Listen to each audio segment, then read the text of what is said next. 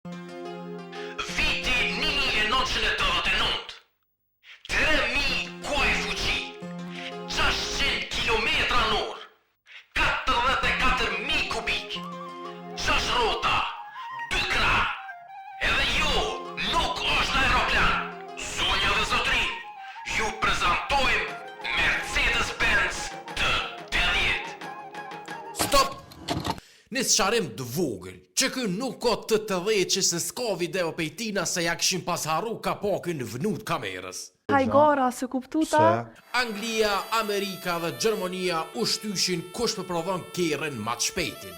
Anglia e ka pas modelin Sunbeam 1000, që i ka pas 2 motora V12 aeroplanit me ka 500 PS, në total 1000 PS, që në vitin 1927 e pa të thy rekordi si kerë ma i shpejt me 327 km/h. Amerika një vjet ma vonë ka qit modelin White Triplex, fara emri si më konë diskotek. Emrin e ka pas Triplex se u konë me 3 motora V12 edhe këtë aeroplanav me ka 400 PS që në total i bike 1200. Që tani ja pa thy rekordit anglezve me 334 km/h. E tani rekordit sional, por 10 vjet ma vonë ka dash Mercedes me javnu ka pak në ti muhabeti me modelin të 80.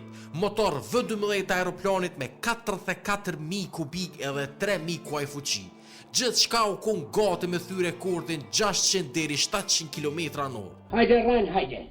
Po në shtator të vitit 1939 vendose me nalë projektin për shkak luftës dytë botërore, që ata s'ka video të kësaj bishe se nuk u vëzit kur, e s'u konë puna e kapakit kamerës. E 2 muaj ma vonë në nëntor 1939, rekordin e fundit para luftës dytë botërore e thyna 5 anglez me modelin Thunderbolt edhe shoferin George Easton me 634 km/h. E sot modelin 80 e kin gjendje originalin muzeet Mercedesin në Stuttgart. Qa po thoni jo? A e kish thyt 80 që rekordin e Thunderboltit me 634 km/h, ajo?